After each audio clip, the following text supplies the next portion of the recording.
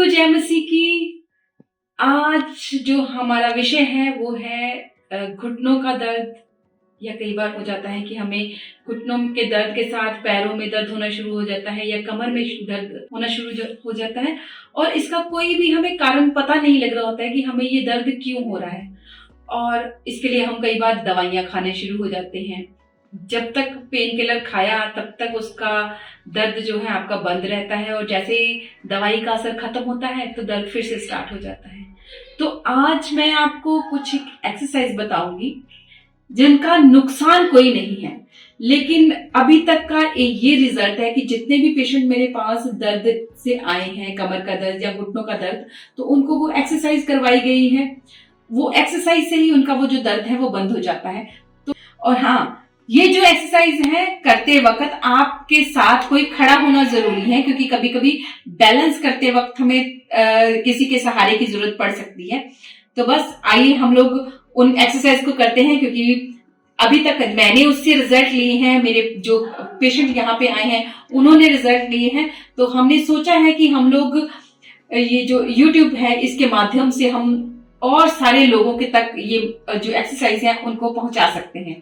चलिए एक्सरसाइज को शुरू करते हैं। जब हमें एक्सरसाइज करनी है तो हमें एक्सरसाइज के लिए सबसे पहले एक टेबल लेना है।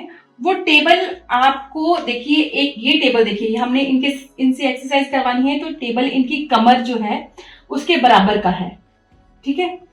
उसकी बिल्कुल कमर के बराबर का आपको टेबल लेना है और आपको अपना जो एक लेग है उसको टेबल के ऊपर रखना है, ठीक है। जब ये आपने अपनी लेग को इसके ऊपर रख लिया टेबल के ऊपर, आपने अपनी बॉडी का जो पोस्चर है वो बिल्कुल सीधा रखना है और जो टांग आपने रखी है उसके ऑपोजिट वाला हैंड, ठीक है। तो अगर हमने ये अपनी राइट टांग रखी है तो अपना जो लेफ्ट हैंड है उससे इसको टच कर देंगे, टच करने की कोशिश करनी है। उससे क्या होगा कि हमारी जो लेग है उसकी सारी मसल स्ट्रेच हो जाएंगी। लेग की नीचे वाली जितनी घुटने के नीचे है या जो हमारी थाई के मसल्स हैं, हमारे सारे मसल्स जो है वो स्ट्रेच हो जाएंगे। हमारी जो बैक है वो उसकी मसल्स भी स्ट्रेच हो जाएंगी। इस तरह से हमें दूसरी जो लेग है, पहले हमने राइट लेग को ऊपर रखा था, अब हमने लेफ्ट लेग को ऊपर रखा है और जो हमारा राइट हैंड है उसके साथ इसको टच करेंगे। हमें टच करने की कोशिश करनी है। अगर आपसे इजीली टच हो रहा है तो वेल एंड गुड, अगर नहीं हो रहा है फिर भी हमें ज्यादा से ज्यादा स्ट्रेच करने की कोशिश करनी है।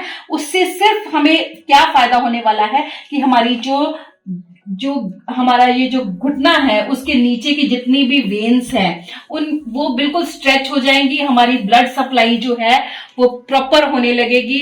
कमर भी यहाँ से स्ट्रेच हो जाएगी और कमर की भी जो सप्लाई है वो पूरी होने लगेगी।